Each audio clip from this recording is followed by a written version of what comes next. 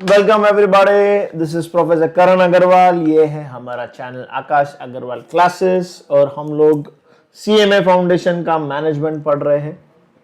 हम लोग chapter number 1 देख रहे हैं। फंक्शंस ऑफ मैनेजमेंट हम लोगों ने स्टार्ट कर दिया है ऑलरेडी। प्लानिंग देख चुके हैं हम, ऑर्गेनाइजिंग देख चुके हैं हम। क्विकली आज का जो हमारा टॉपिक है स्टाफिंग, वो इमीडिएटली हम लोग स्टार्ट करने वाले हैं।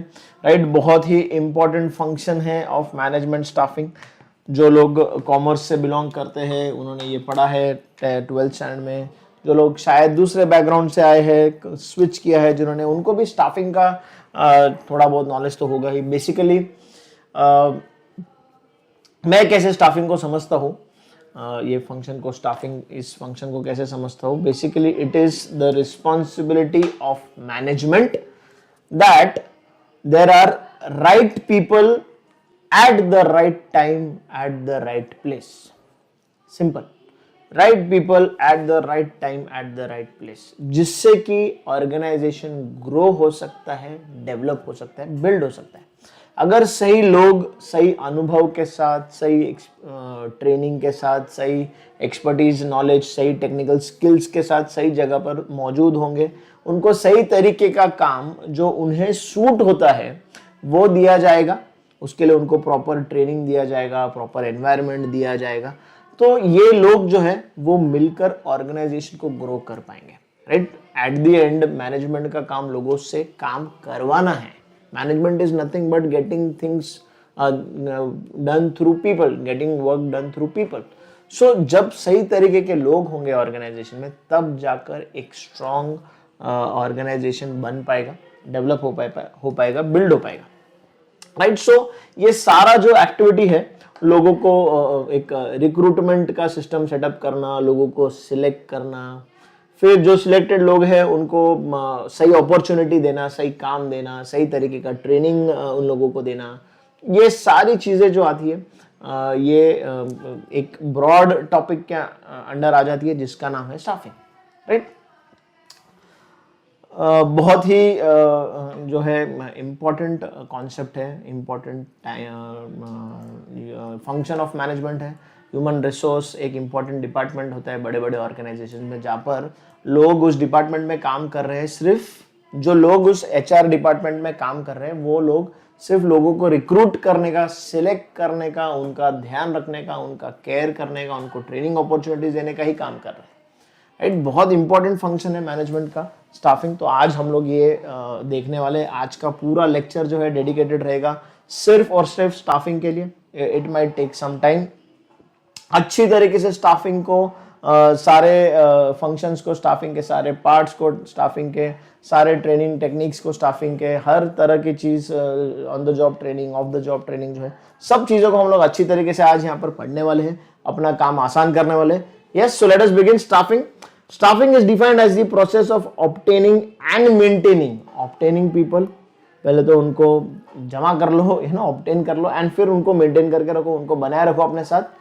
Capable, maintaining the capable and competent people to fill all positions from top to the operative level। सिर्फ हायर लेवल मैनेजमेंट की बात नहीं हो रही है, बड़े बड़े मैनेजर्स की बात नहीं हो रही है, और ना सिर्फ ऑपरेशन लेवल पर, लोअर लेवल पर जो है काम करने, ग्राउंड लेवल पर काम करने वाले लोगों की बात हो रही है। It is filling all position in the organisation from the top to the operative level. It is obtaining those people and maintaining those people। सिर्फ उनको काम पर रखना नहीं, उनको काम पर बनाए रखने का काम भी जो है वो स्टाफिंग के अंडर आने वाला है। In the words of Dalton McFarland, staffing is the function by which managers build an organization through the recruitment, selection, development of individuals as capable employees। ये important definition है। फिर according to Coons and O'Donnell, staffing is the executive function which involves recruitment, selection, compensating. Recruitment, selection, compensating. काम करवा रहे हैं, select करने के बाद तो उनको कॉम्पेंसेट करना है, रेम्यूनरेशन देना है, वेजेस देना है, पगार देना है, बोनस देना है, सैलरी देना है। Training, promotion, retirement of subordinate managers, ये बहुत इंपॉर्टेंट है, ये ऑब्जेक्टिव क्वेश्चन है, इसको अंडरलाइन कर लेंगे। ये डेफिनेशन हमें कून्स ओडोनेल ने दिया हुआ है। राइट, फिर और भी कई सारे डेफिनेशंस यहाँ दिए हुए हैं। तो बेसिकली मैंने आप लोगों को बताया था कि लोगों को आप रिक्रूट करो, सिलेक्ट करो, लोगों को डेवलपमेंट का अपॉर्चुनिटी दो, ट्रेनिंग दो, काम करने के लिए उनको एक अच्छा एनवायरनमेंट दो, उनको कॉम्पेंसेट करो, राइट। सो ये एंड उनको प्रमोट करते रहो टाइमली मैनर से। तो ये सारी चीज़ें स्टाफिंग के अंडर आने वाली बहुत इंपॉर्टेंट फंक्शन है स्टाफिंग, राइट, बिकॉज ऑर्गेनाइजेशन में एट द एंड लोग काम करने वाले हैं। तो ये इस फंक्शन की जिम्मेदारी है कि वो राइट तरह के लोग हमेशा ऑर्गेनाइजेशन के अंदर अवेलेबल करके रखें, right, because at the end the work is going to be done by the people, and if there are no good people in the organization, however good the infrastructure is, कितना भी अच्छा planning हो, कितना भी पैसा हो organisation में, काम अच्छी तरीके से होने वाला नहीं है, राइट। सो इसीलिए स्टाफिंग बहुत इंपॉर्टेंट हो जाता है। Undoubtedly staffing is a vital function. Why? It facilitates discovery of competent and qualified people. staffing के जरिए ही हम अच्छे कॉम्पिटेंट एक्सपीरियंस अनुभवी लोगों की छानबीन कर सकते हैं, तलाश कर सकते हैं, उनको काम पे रख सकते हैं, अलग अलग इंपॉर्टेंट पोजीशंस ऑर्गेनाइजेशन में उनको दे सकते हैं। Enhances productivity by placing right people on the right jobs.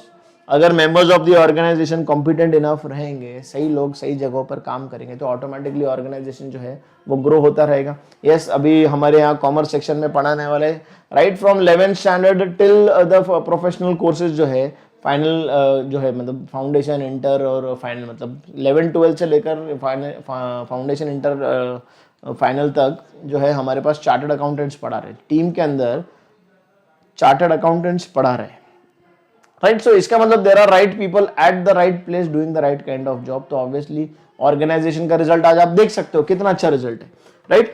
सो ये इंपॉर्टेंस ऑफ स्टाफिंग है। It helps in estimating the staffing requirement of the organisation. कितना मैन पावर हमारे लिए जरूरी है, आज कितना काम है, उसके अकॉर्डिंगली हमारे पास लोग है या नहीं, काम जो है इक्वली डिस्ट्रीब्यूटेड है या नहीं, आगे आने वाले समय में कितना वर्कलोड बढ़ने वाला है, उसके हिसाब से हमें प्लान करके रखना इंपॉर्टेंट है कि कितने लोग आगे लगने वाले, हमें ज्यादा लगने वाले हैं, कम लगने वाले हैं, तो फिर वो उसका तैयारी करके रखना, उसके लिए रिक्रूटमेंट प्रोसेस, उसके लिए इंटरव्यू सिलेक्ट करना वगैरह, ये सारी की सारी चीजें।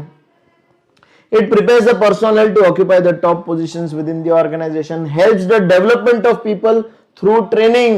लोगों को काम में जो है डेवलप होना भी जरूरी है, तो फिर उनको वेरियस ट्रेनिंग प्रोग्राम्स करवाना, ये इंपॉर्टेंट फंक्शन है, इंपॉर्टेंट एस्पेक्ट है इसका क्या बोलते हैं स्टाफिंग का, राइट। सो अच्छी तरीके से लोगों को ट्रेनिंग अपॉर्चुनिटी मिलती है ऑर्गेनाइजेशन के अंदर, सो दे स्टार्ट ग्रोइंग, एंड फिर इंडिविजुअल्स ग्रो हो रहे हैं तो फिर उनके मदद से ऑर्गेनाइजेशन भी ग्रो होता है ना। Both go hand in hand, वो डायरेक्टली प्रोपोर्शनल है। इंडिविजुअल कॉम्पिटेंट होगा तो ऑर्गेनाइजेशन ग्रो होने वाला है, राइट।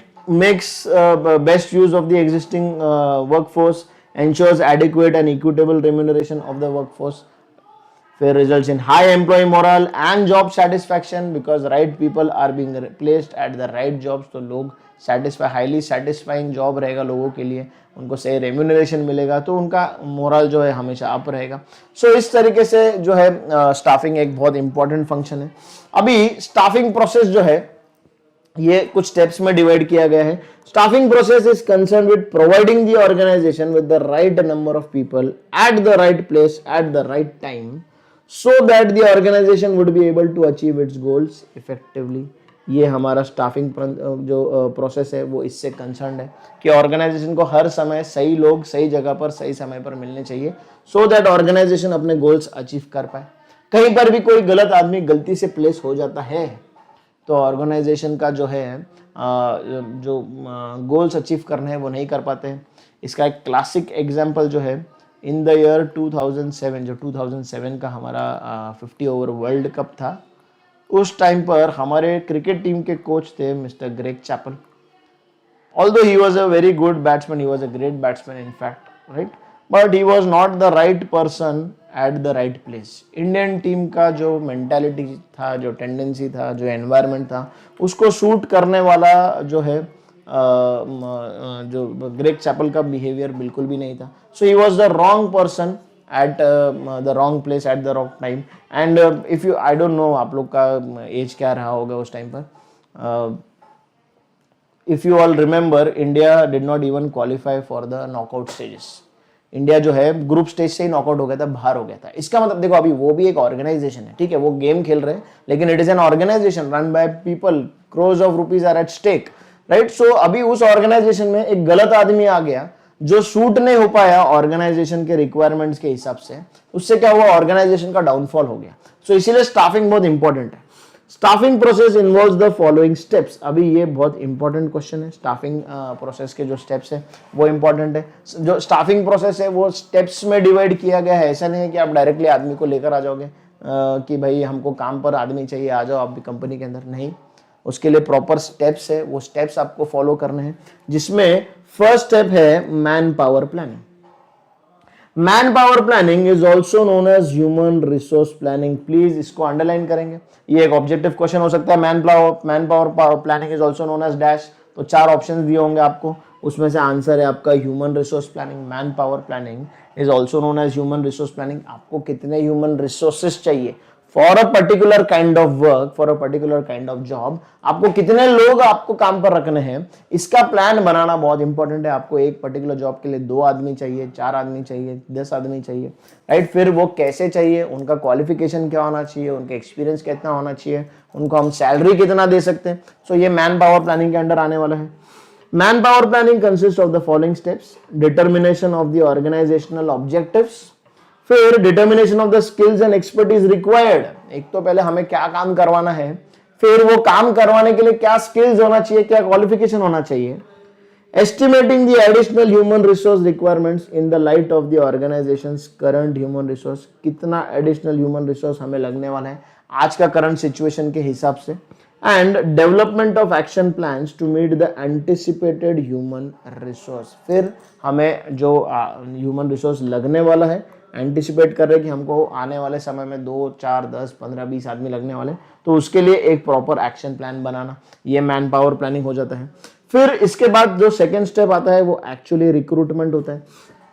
अभी रिक्रूटमेंट में एक्चुअली ऑर्गेनाइजेशन क्या कर रहा है, रिक्रूटमेंट में ऑर्गेनाइजेशन एक पूल ऑफ पीपल तैयार कर रहा है, जिस पूल से वो मतलब जहां पर वो लोगों को अट्रैक्ट कर रहा है, लोगों को ऑर्गेनाइजेशन अपने तरफ अट्रैक्ट कर रहा है। फॉर एग्जाम्पल 10, 20, 50 लोग इंटरव्यू देंगे, तो उसमें से 2, 4, 8 लोगों को ऑर्गेनाइजेशन सिलेक्ट कर पाएगा। So for that it is important to create this pool of people, जो रिक्रूटमेंट में होता है। Recruitment involves seeking and attracting a pool of people from which qualified candidates for job vacancies can be selected। हम लोग recruitment में pool of people तैयार कर रहे हैं, अट्रैक्ट कर रहे हैं, नंबर ऑफ पीपल को अपने तरफ अट्रैक्ट कर रहे हैं, जिसमें से फिर हम लोगों को सिलेक्ट कर पाएंगे, शॉर्टलिस्ट कर पाएंगे। अभी तक हमने सिलेक्ट नहीं किया है। बहुत बार लोग रिक्रूटमेंट को ही सिलेक्शन समझ लेते हैं। रिक्रूटमेंट एक स्टेप है, जिसका अगला स्टेप सिलेक्शन है, right. So recruitment involve seeking and attracting of pool of people, sorry. Development and maintenance of adequate man power resource is the main task of recruitment. ये important line है, इसको please underline करेंगे। Development and maintenance of adequate man power resource is the main task of recruitment. जहाँ की organisation को लगने वाले employees, जो नंबर ऑफ एम्प्लॉइज है वो हमेशा मतलब अप्रोप्रिएट रहे, जितना क्वांटिटी लग रहा है वो एडिक्वेट रहे, हमेशा कम ना पड़े। डेवलप्ड एम्प्लॉइज रहे, मतलब जैसे as per the job, as per the requirement जो है एम्प्लॉयज रहने चाहिए। तो ये मेन टास्क ऑफ रिक्रूटमेंट है। फिर इसके आगे आता है, हमने एक बार पूल अट्रैक्ट कर लिया, उसके आगे आता है सिलेक्शन। अभी सिलेक्शन जो है ये सबसे इंपॉर्टेंट है। आपने अपने इंटरव्यूज वगैरह ऑर्गेनाइज कर लिए, उसमें आपने 50 लोगों का इंटरव्यू ले लिया, फिर उनमें से आपको 5 कैंडिडेट्स को सिलेक्ट करना है जो एक्चुअली आपके लिए काम करने वाले, जिनको आप actually employees you know as employees अपने यहाँ पर ऑफिस में, अपने कंपनी में काम पर रखने वाले हो। तो ये बहुत क्रिटिकल स्टेप हो जाता है selection. It is probably the most critical step, जिसमें हम लोग एक्चुअली कैंडिडेट को चूज कर रहे हैं as per hour requirement, yes, जिसमें हम उसका क्वालिफिकेशन देखते हैं, उसका अनुभव देखते हैं, उसका स्किल लेवल देखते हैं, वगैरह वगैरह। फिर जैसे एम्प्लॉय सिलेक्ट हो जाता है, उसके बाद the next step of the staffing process is training. Employee को आपने हायर कर लिया, सिलेक्ट कर लिया, फिर उसके लिए एक अच्छा सा ट्रेनिंग प्रोग्राम बनाना, उसको ट्रेनिंग अपॉर्चुनिटीज देना, आपके यहाँ जैसा काम है उस हिसाब से उसको ट्रेनिंग देना, whether it is on the operative level और बैक ऑफिस लेवल, जहां पर भी जो भी काम है, मशीनों के साथ काम करना है, लोगों के साथ काम करना है, फाइनेंस के साथ काम करना है, उसके लिए एम्प्लॉय को ट्रेनिंग इंपॉर्टेंट है, ट्रेनिंग देना जरूरी है। ट्रेनिंग से क्या होता है, उसका नॉलेज एनहांस होता है, उसका स्किल लेवल बढ़ता है, कंफर्टेबल होता है जॉब के साथ, तो उसका डेवलपमेंट होता है। The objective of training is to achieve a change in the behavior of those trained. Highly trained individual जब होता है तो फिर उसका वर्किंग का तरीका चेंज हो जाता है, बिहेवियर चेंज हो जाता है, मोर इफेक्टिवली मोर एफिशिएंटली वो काम कर पाता है, राइट. सो इसलिए ट्रेनिंग स्टेप नंबर 4. एंड फिर the last step is placement and induction. आपने लोगों को काम पर रख लिया, अभी लोगों को सही काम देना बहुत ज्यादा जरूरी है. लोगों को काम सही जगह पर उनके एबिलिटी अनुसार, उनके एक्सपीरियंस अनुसार काम देना बहुत ज्यादा जरूरी. सिर्फ काम पर रखना ही जरूरी नहीं है. आपने गधों को पाल लिया और घोड़ों की रेस में दौड़ा दिया तो वो रेस तो जीतने वाले नहीं है, because that work is not meant for the donkey's. Yes, for example placement का एक बहुत क्लासिक एग्जाम्पल देता हूं आप लोगों को. रोहित शर्मा कुछ 7-8 साल से क्रिकेट खेल रहे थे इंडियन टीम के लिए, कभी बहुत बड़ा नाम नहीं बन पाए, कभी बहुत ज्यादा सक्सेसफुल नहीं हो पाए. 2013 के आसपास महेंद्र सिंह धोनी जो कैप्टन थे, जो मैनेजर थे टीम के, उन्होंने क्या डिसाइड किया कि यार आपको ओपनिंग पोजीशन दे देते हैं, आप हमारी टीम के लिए इस टूर्नामेंट के लिए ओपन करो, आप ओपनिंग बैट्समैन बन जाओ. इससे पहले रोहित शर्मा 5, 6, 7 नंबर पर खेल रहा था. जैसे ही ओपन करना स्टार्ट किया, आज आप देख सकते हो पिछले 7-8 साल में he is one of the best one day batsman in the world, best openers in the world. इसका मतलब क्या कि एम्प्लॉय को सिर्फ काम पर रखकर कुछ नहीं होने वाला है, ट्रेनिंग देकर कुछ नहीं होने वाला, उसको सही जॉब पर प्लेस करना, सही काम, सही जिम्मेदारी देना भी बहुत ज्यादा इंपॉर्टेंट है. तो ये आ जाता है प्लेसमेंट के अंदर. फिर आता है इंडक्शन, जहां पर कैंडिडेट, जो भी हमारे एम्प्लॉय है, जो कैंडिडेट है जिसको सिलेक्ट किया है, उसको कंपनी के तौर तरीके, कंपनी के लोग, कंपनी की पॉलिसी, कंपनी का काम के साथ थोड़ा सा एक नो हाउ उनका डेवलप किया जाता है कि उसको एक थोड़ा सा इंट्रोडक्शन वगैरह दिया जाता है, so that he is comfortable with the environment. So ये आ जाता है प्लेसमेंट एंड इंडक्शन के अंडर. सो यहाँ पर स्टाफिंग प्रोसेस के जो है 5 स्टेप्स है. Number 1 is man power planning, फिर number 2 is recruitment, number 3 is selection, number 4 is training and number 5 is placement and induction, right. तो ये स्टाफिंग प्रोसेस के स्टेप्स थे. आई होप ये समझ में आए होंगे आप लोगों को. अभी आगे बढ़ते हैं कि यार हमने देखा कि मैन पावर प्लानिंग के बाद जो स्टेप आता है वो रिक्रूटमेंट का होता है. हम लोगों ने देखा कि recruitment is attracting a pool of people towards the organisation from which you can choose people. तो अब ये रिक्रूटमेंट अगर हमको करना है तो ये रिक्रूटमेंट कहां से करेंगे भैया? रिक्रूटमेंट करना है, लोगों को अट्रैक्ट करना है, जिसमें से हमको लोगों को सिलेक्ट करना है, चूज करना है. लेकिन ये रिक्रूटमेंट करेंगे कहां से? तो वहां से टॉपिक आता है सोर्सेस ऑफ रिक्रूटमेंट. सोर्सेज मतलब कहां से मिलेंगे लोग हमें, कहां से हम लोगों को उठाकर लेकर आएंगे, जिसको हम लोग बोलते हैं sources of recruitment. Now basically for any organization there are 2 sources of recruitment. Number 1 is the internal source and number 2 is the external source. Short में आप लोगों को समझाऊंगा, यहां पर डिटेल में चीजें सारी की सारी दी हुई है. सॉरी आप लोग उसको यू कैन गो थ्रू जो भी लिखा हुआ है, लेकिन मैं बेसिक जो इसका जिस्ट है, जो कॉन्सेप्ट है, वो आपको समझाने वाला हूं कि हम ऑर्गेनाइजेशन है, हमें लोगों को रिक्रूट करना है. हमारे यहाँ पर पोजीशंस खाली है, मैनेजर की खाली है, एग्जीक्यूटिव की खाली है, ऑपरेटर की खाली है. हमें लोगों को काम पर रखना है, रिक्रूट करना है. तो उसके लिए लोग कहां से लाएंगे? Which are the sources from where we will get people. So 2 sources है ऑर्गेनाइजेशन के पास. पहला है इंटरनल सोर्स और दूसरा है एक्सटर्नल सोर्स. अभी सबसे पहले हम लोग देखेंगे इंटरनल सोर्स. जैसे कि नाम में ही बताया गया है कि ये इंटरनल सोर्स है, मतलब ये ऐसा सोर्स है, ये ऐसा जरिया है, ये ऐसे लोग हैं जो ऑलरेडी ऑर्गेनाइजेशन के अंदर ही मौजूद है, पहले से, जो ऑलरेडी ऑर्गेनाइजेशन के अंदर काम कर रहे हैं कुछ समय से. इन्हीं लोगों को अगली पोजीशन पर प्रमोट कर दिया जाएगा या एक नया तरीके का, नया तरह का जॉब दे दिया जाएगा. This is nothing but internal source of recruitment. For example, मेरे पास कंपनी में एक पर्सन है जो काफी समय से ऑफिसर लेवल का काम कर रहा है, पिछले 10 साल से ऑफिसर लेवल का काम कर रहा है. अभी 10 साल से काम कर रहा है, बात को समझो, तो उसको ऑर्गेनाइजेशन के बारे में ऑलमोस्ट सारी की सारी डिटेल्स पता है, ऑर्गेनाइजेशन का काम करने का तरीका अच्छी तरीके से पता है, ऑर्गेनाइजेशन के बारे में माइन्यूट से माइन्यूट डिटेल्स उसे पता है. He is comfortable with the organization. एक. दूसरा, मैनेजमेंट पॉइंट ऑफ व्यू से मैनेजमेंट भी इस एम्प्लॉय को जानती है कई सालों से, इसकी एबिलिटी को देखा हुआ है, अच्छी एबिलिटी है, इफेक्टिवली एफिशिएंटली काम कर रहा है, इसलिए तो 10 साल से टिका हुआ है, पता है बंदा किस तरीके से काम करता है। ध्यान से, अभी ये ऑफिसर लेवल का पर्सन था, आज ऑर्गेनाइजेशन को मैनेजरियल लेवल पर, ऑफिसर हो सकता है यहां पर है, अगला लेवल समझो मैनेजर लेवल है, आज ऑर्गेनाइजेशन को मैनेजर पोजीशन पर एक पर्सन अपॉइंट करना है। तो मैनेजमेंट ये सोचता है कि यार ये बंदा ऑलरेडी 10 साल से हमारे साथ काम कर रहा है, ये सारे के सारे पॉजिटिव जो मैंने आपके साथ डिस्कस किए ये सारे इसके फेवर में जाते हैं, तो क्यों ना इसी बंदे को यहां से उठाकर यहां पर प्लेस कर दिया जाए, प्रमोट कर दिया जाए।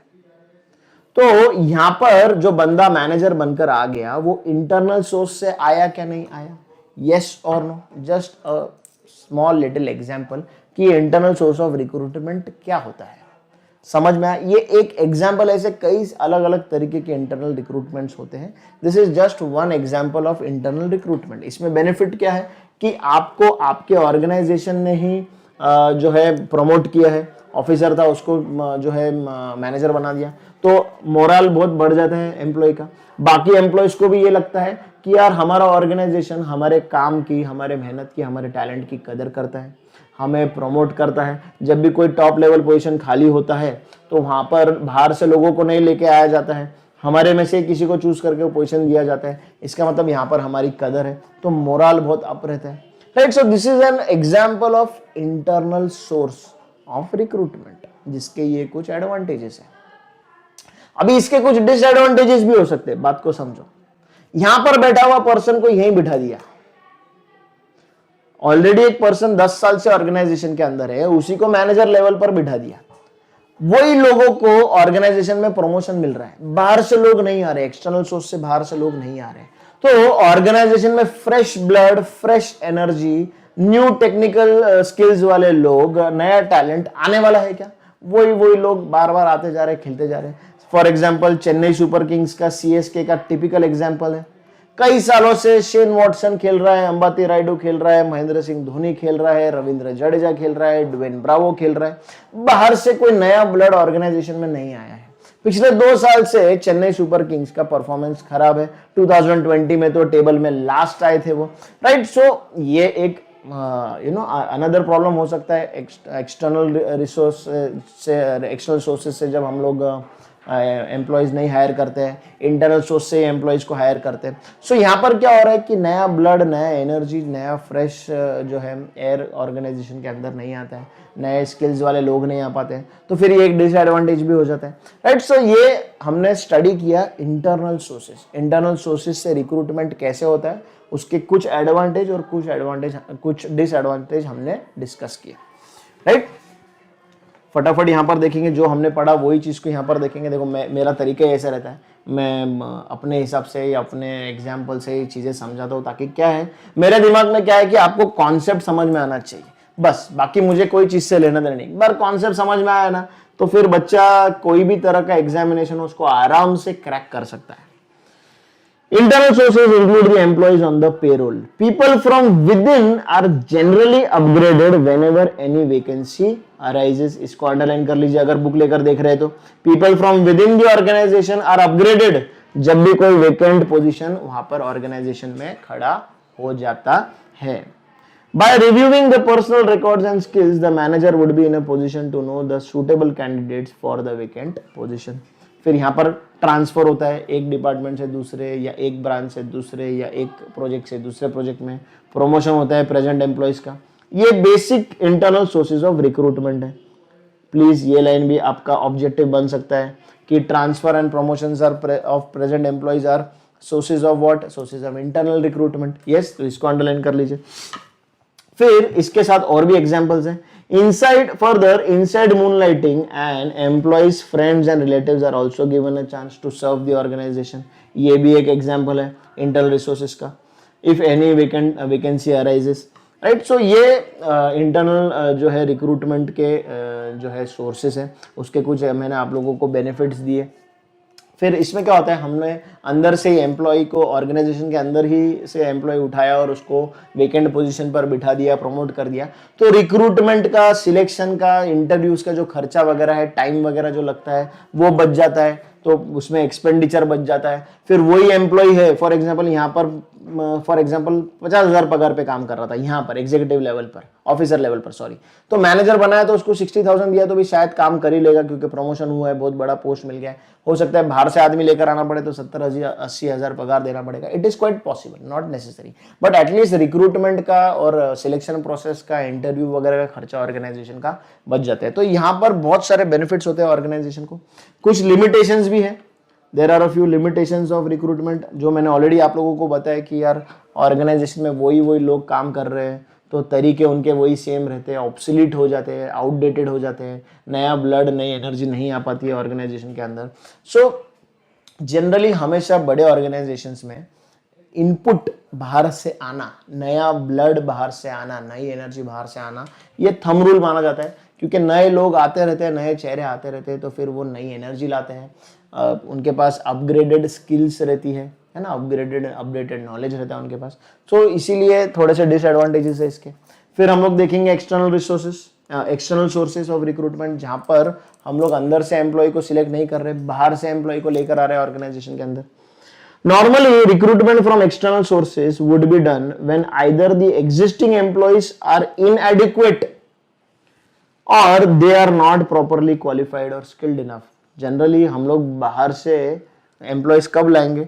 जब हमारा existing employee जो है उसके पास जो है रिक्वायरमेंट स्किल्स या रिक्वायरमेंट क्वालिफिकेशंस नहीं है या वो एडिक्वेट इनफ नहीं है, तब हम एक्सटर्नल सोर्सेस से या बाहर के दुनिया से लोगों को ऑर्गेनाइजेशन में रिक्रूट करना स्टार्ट करेंगे, राइट।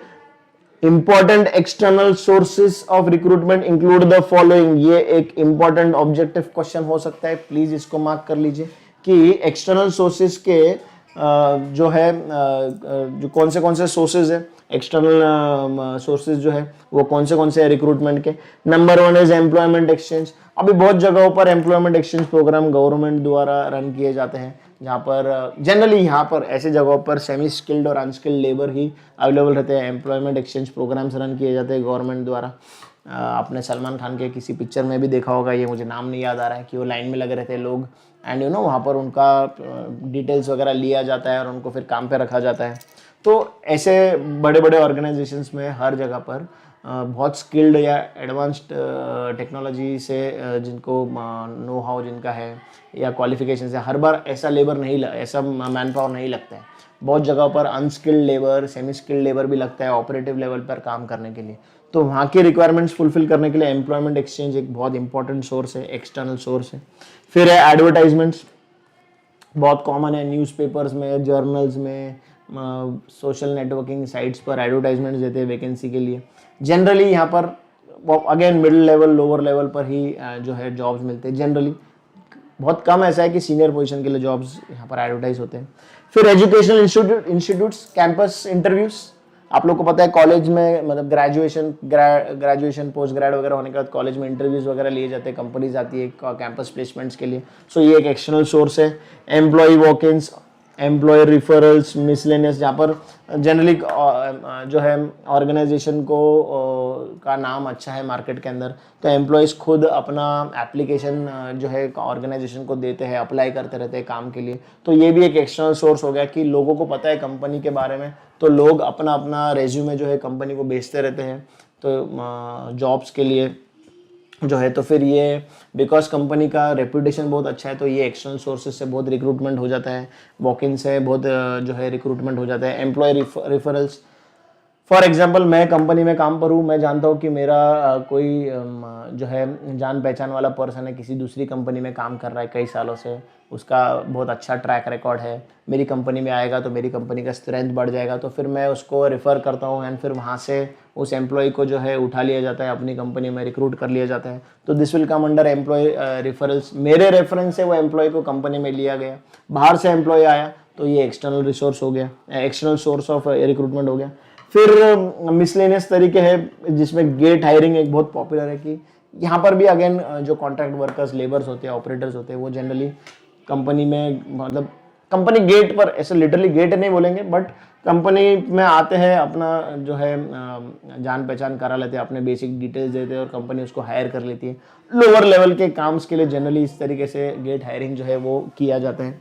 तो ये सारे के सारे जो 6 के 6 है, ये सारे के सारे ऐसे सोर्सेस है जो external to the employ to the organisation है.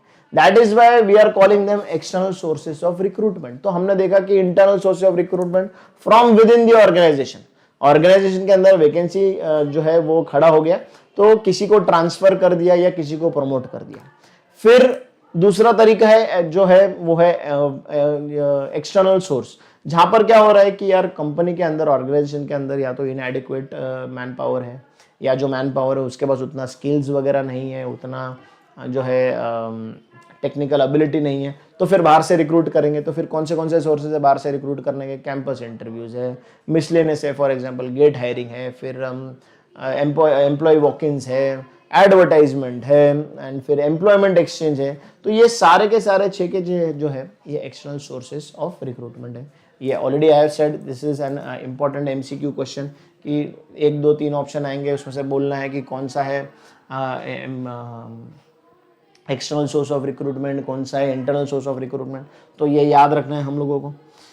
अभी एक्सटर्नल सोर्सेज के क्या बेनिफिट्स है? अगेन इसके बेनिफिट्स है कि यार एक तो आप खुद सिलेक्ट कर रहे हो एम्प्लॉय को, है ना. आपके पास वॉक इन से एम्प्लॉय आ रहा है या जो भी इन तरीकों से एम्प्लॉयज आ रहा है, तो आप लोग खुद एम्प्लॉय को जो है छानबीन करके जो है उसको अच्छी तरीके से टेस्ट करके इंटरव्यू वगैरह लेके आप अपनी इच्छा, अपनी पसंद अनुसार एम्प्लॉय को जो है वो सिलेक्ट कर रहे हो.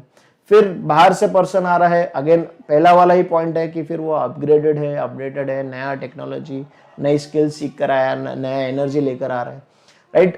प्लस फिर इसमें क्या होता है कि ऑर्गेनाइजेशन में अगर हम लोग इंटरनल रिक्रूटमेंट कर रहे हैं तो बहुत बार फेवरेटिज्म भी हो जाता है कि यार मैं मैनेजर था, मैंने मेरे पसंद के आदमी को ही उठाया और प्रमोट कर दिया. ये इंटरनल सोर्स में होता है.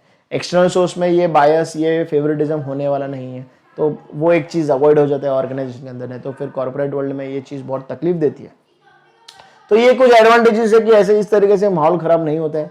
फिर कुछ डिसएडवांटेजेस भी है, जैसे कि वी डोंट नो जो बाहर से आने वाला एम्प्लॉय है वो एक्चुअली कैसा है ना. हम लोग पूरी तरीके से इंटरव्यू में जज नहीं कर सकते एम्प्लॉय को, कि अच्छी तरीके से जान नहीं सकते कि उसका स्वभाव कैसा है, बिहेवियर कैसा है, उसका काम के प्रति उसका एटीट्यूड कैसा है, वर्क ग्रुप एनवायरनमेंट में कैसे काम करेगा.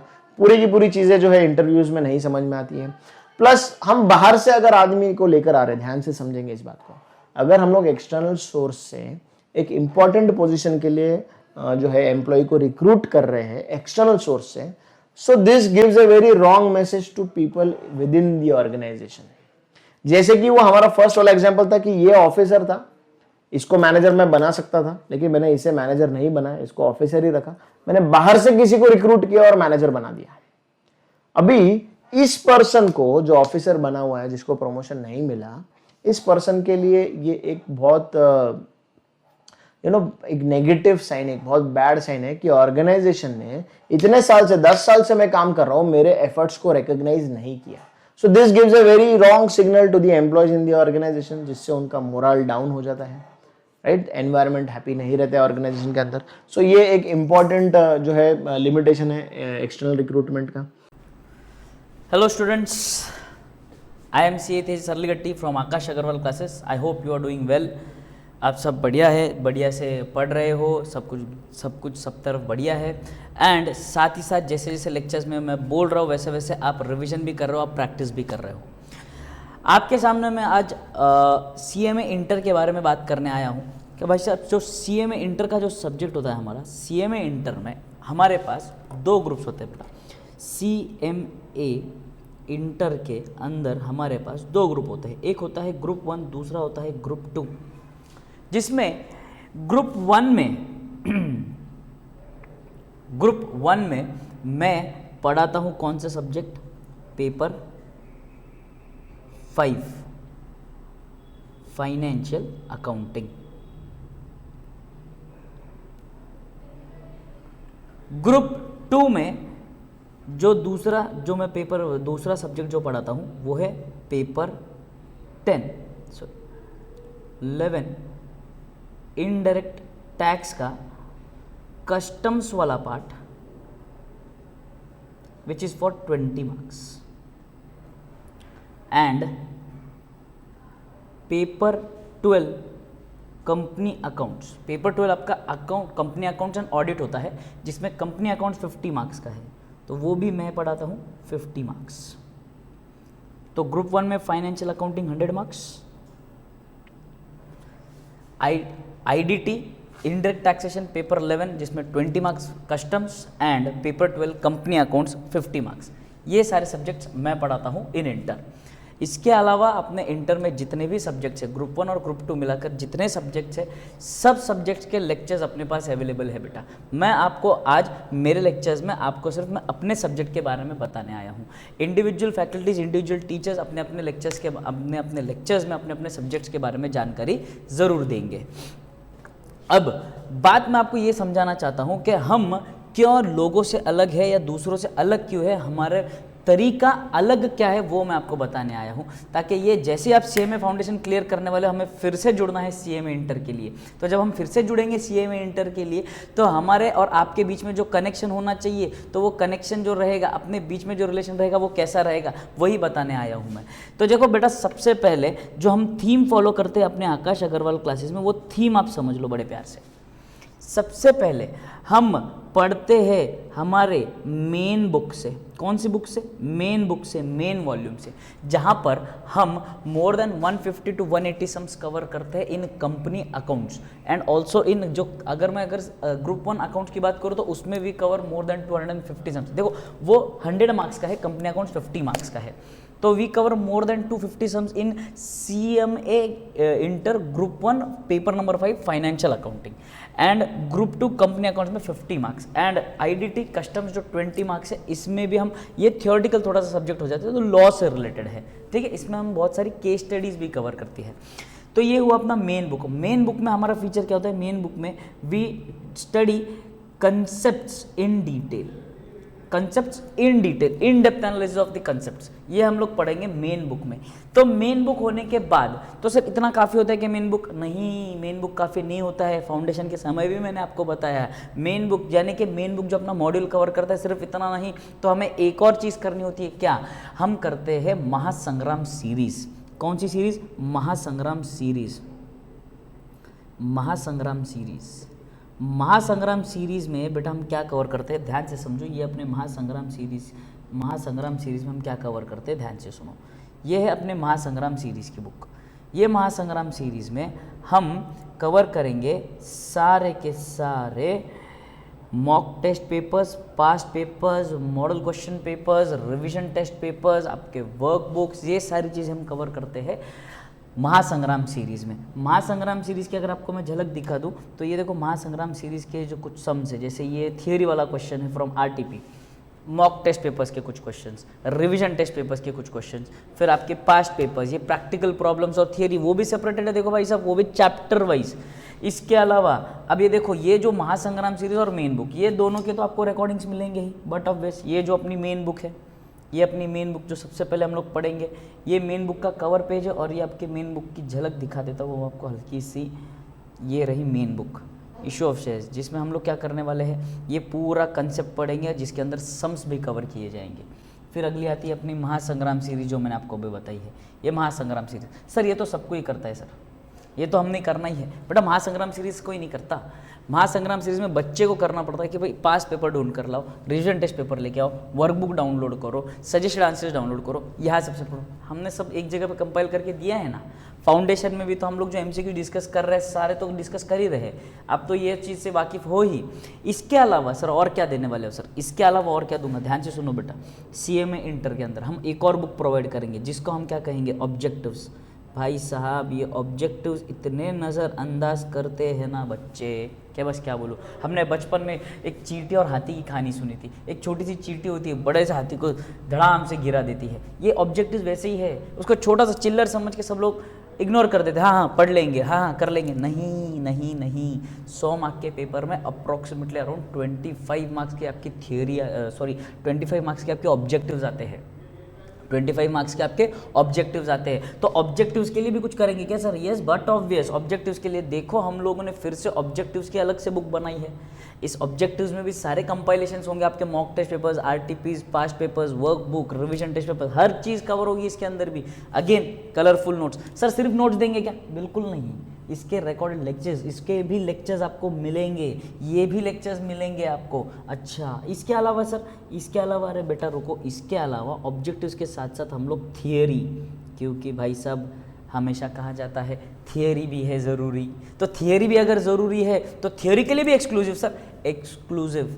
जैसे मेन बुक हम लोग एक्सक्लूसिवली नोट्स प्रोवाइड करेंगे, एक्सक्लूसिव लेक्चर्स लेंगे। Mahasangram exclusive notes, exclusive lectures. Objectives exclusive notes, exclusive lectures. तो ये सारी चीज़ें बेटा हम सब प्रोवाइड करेंगे, हम ये सारी चीज़ें प्रोवाइड करेंगे। ऑब्जेक्टिव्स थियरी के लिए भी अलग से सर, यस थियरी के लिए भी अलग से प्रोवाइड करेंगे। थियरी के लिए देखो, थियरी की बुक अलग से जो आपकी थियरी कवर की जाती है, थियरी ये बुक सर, ये सिर्फ ये बुक भी नहीं बेटा, थियरी के बुक, उसके लेक्चर्स भी साथ में एक्सक्लूसिवली उसके लेक्चर्स भी आपको मिलेंगे। यस तो सर इतना ही है क्या? नहीं बेटा इतना ही नहीं है, अभी तो और बाकी है, रुको। और क्या बाकी है सर? अब इतना देने के बाद भी और कुछ बाकी है क्या? हाँ है, रुको देखो, मैंने क्या बताया आपको, main book and lectures, Mahasangram book and lectures, objectives notes and lectures, theory lectures as well as notes. अब बात ध्यान से समझो, वेरी वेरी इंपॉर्टेंट पार्ट जिसको हम बोलते हैं Sanjeevani Booti series. Again you very well know about this Sanjeevani Booti series, जो अभी आपकी चल ही रही है सीएमए फाउंडेशन में। सेम सीएमए इंटरमीडिएट में भी ऑनलाइन में ये लेक्चर्स चल रहे हैं संजीवनी बूटी सीरीज के। ये संजीवनी बूटी सीरीज में देखो भाई साहब, हम इतने सारे क्वेश्चंस, इतने सारे कंसेप्ट हमने कवर कर लिए, but is it possible for you to recollect all these things within a span of 1 day और 2 day? It is not possible. अगर आप बोथ ग्रुप की स्टडीज कर रहे हो तो आपके पास तो छुट्टी है ही नहीं, और अगर आप एक एक ग्रुप की भी अगर पढ़ाई कर रहे हो तो बीच में सिर्फ अल्टरनेट डे की छुट्टी है, तो एक ही दिन है, बस इस एक दिन में इतना सब पढ़ के हो नहीं सकता। तो इसीलिए हम क्या करते हैं, हम लोग संजीवनी बूटी सीरीज, फिर से हम लोग संजीवनी बूटी सीरीज लेकर आएंगे, जिसमें हर टॉपिक के 4 से 5 क्वेश्चन ऐसे कवर करेंगे जिसमें पूरा टॉपिक। तो सिर्फ इतना ही क्या, देखो मैं आपको संजीवनी बूटी सीरीज़ के नोट्स भी दिखा देता हूँ। संजीवनी बूटी सीरीज़ ये है, जैसे मैंने आपको बताया था कि हम फिर से क्या करेंगे, जो अपनी महासंग्राम है मेन बुक है, वहाँ से कंपाइल करके हमने फिर से ये सम्स लेकर आ गए हैं यहाँ पर। ये सारे सम्स यहाँ पर कवर कर लिए हमने, ये सारे। ये हो गए आपकी कौन सी सीरीज़? ये हो गया आपकी संजीवनी बूटी सीरीज़, जो आप तो रेगुलरली देख ही रहे हो सीएमए फाउंडेशन में। सेम सीरीज सेम इंटर में भी चल रही है बेटा, यही चीज़ें हैं जो हम देखने वाले हैं। इसीलिए तो सीना ठोक के कह रहा हूँ, सुनो वापस कह रहा हूँ मैं, आपका कवर होगा। अब बात ध्यान से समझो बेटे, अब वेरी इंपॉर्टेंट, क्यों मैं सीना ठोक के ये बोल सकता हूँ कि think CMA, think Aakash Agarwal classes, इतनी सारी चीज़ें देने के बाद, इतने सारे टेस्ट देने के बाद, इतने सारे लेक्चर्स, मोटिवेशन, गाइडेंस, ये सब चीज़ें होने के बाद हम सीएमए नहीं बनेंगे तो कैसे होगा बेटा? ये सारी चीज़ें कहाँ मिलेगी? सिर्फ आकाश अग्रवाल क्लासेस में ही मिलेगी। इसलिए हम भी बोलते हैं, बच्चे भी बोलते हैं, जो हमारे पुराने स्टूडेंट्स हैं वो भी बोलते हैं, think CMA, think Aakash Agarwal classes. So do study well, पढ़ाई करो। लेक्चर्स के लिए स्टार्ट करते हैं। See you guys.